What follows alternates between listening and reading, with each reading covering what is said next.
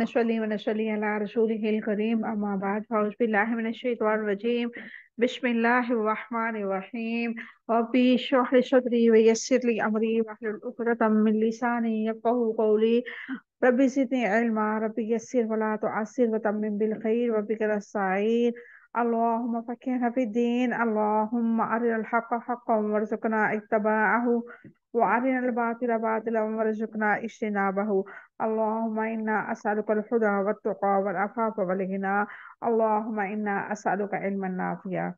अस्सलामु अलैकुम वरहमतुल्लाहि वबरकातुहू।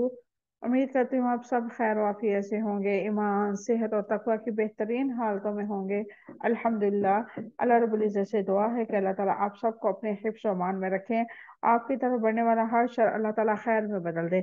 अल्लाह ताला आप सबसे राजी हो जाए। अल्लाह ताला आप सबसे दीन और दुनिया के बेहतरीन काम दे।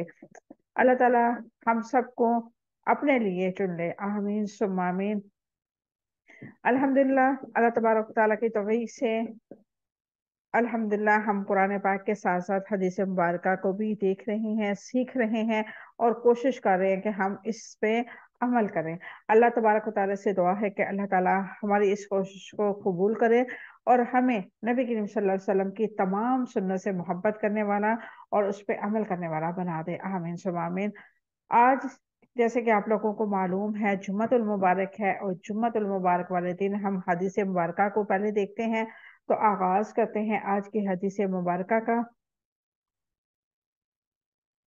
रसूलुल्लाह सल्लल्लाहु अलैहि वसल्लम ने फरमाया, सिलतुर रहीमी तज़ीदु फिल उमरी, रिश्तेदारों से हुस्न सलूक उम्र में इजाफा का बायस बनता है। अब सिलतुर रहीमी तज़ीदु फिल उमरी से रिश्तेदारों के साथ हुस्न सलूक का जो मामला है वो किस तरह का होना चाहिए। रिश्तेदार कई किस्म के होते हैं, बहुत अच्छे, दरमियाने और एक रिश्तेदार ऐसे होते हैं कि जिनको हमेशा हमारे नेगेटिव पॉइंट से गर्ज होती है। और ऐसे रिश्तेदारों के साथ हुस्न सलूक का मामला यहाँ पे पेश करना नबी करीम सल्लल्लाहु अलैहि वसल्लम ने लिखा है।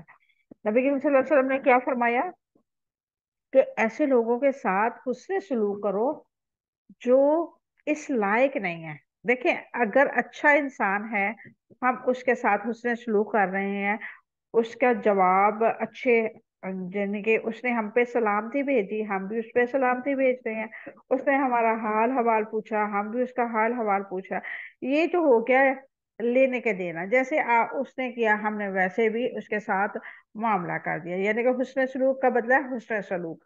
और एक होता है कि जो लोग आपके साथ हुस्न सलूक नहीं करते, वो आपको पसंद नहीं करते और आप इसलिए उनके साथ हुस्न सलूक करते हैं, वो पसंद के लायक लोग भी नहीं होते। कि कुछ लोग फैमिलीज में ऐसे होते हैं कि वो पसंदीदा किसी के भी नहीं होते, लेकिन उनके साथ रिश्तेदारी होती है। जैसे कहते हैं नाखूनों से मांस जुदा नहीं होता, इसी तरह कुछ रिश्तेदार ऐसे होते हैं कि हम उनको छोड़ नहीं सकते। हमारे जीना मिलना खुशी गम सब में वो शरीक होते हैं, हम भी वहां पे जाते हैं तो हमारा आमना सामना रहता है। उनकी कड़वी गुस्सीली नेगेटिव और तंजिया बातों को हमें बर्दाश्त कभी करना पड़ता है और कभी जो हौसले के कम लोग होते हैं तो वो आगे से जवाब दे देते हैं, जिसकी वजह से फैमिलीज में बहुत ज्यादा तनाजा बनता है, लड़ाइयाँ बढ़ती हैं।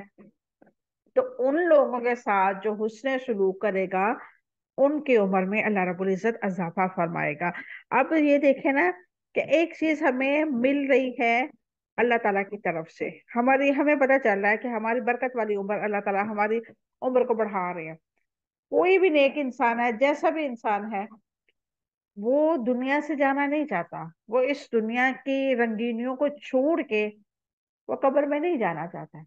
तो ऐसे में अल्लाह रब्बुल इज्जत ने क्या फरमाया कि अगर तुम चाहते हो कि तुम्हारी उम्र में बरकत हो, इज्जत वाली तुम्हारी उम्र हो, तो अपने उन रिश्तेदारों के साथ जो नेगेटिव सोच रखते हैं तुम्हारे बारे में, उनके साथ हुस्न सलूक करो। अगर वो तुम्हें पत्थर मार रहे हैं ना, तो तुम उनके लिए फूल पेश करो।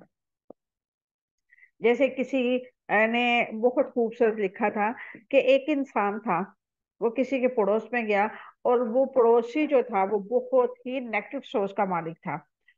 उस पड़ोसी ने करना क्या, रोजाना अपने घर को साफ करके सारा कूड़ा उठा के उसके दरवाजे के आगे रख देना। अच्छा, वो जो नया पड़ोसी था उसने क्या करना, रोजाना एक यानी कि फूलों की टोकरी सजा के उसके दरवाजे के सामने रख देना। चंद दिन ये सिलसिला चलता रहा। एक दिन वो जो कूड़ा डालता था उनके दरवाजे के सामने, वो बड़ा शर्मिंदा हुआ ना कि ये क्यों, मैं तो इस तरह करता हूं तो ये मुझे इतना अच्छा रिस्पॉन्स दे रहा है।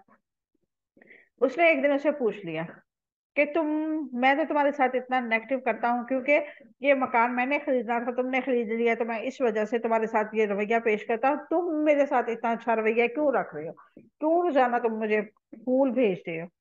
उसने कहा कि तुम्हारे पास जो कुछ है तुम वो मुझे दे रहे हो, और मेरे पास जो कुछ है मैंने तुम्हें वो लौटा दिया।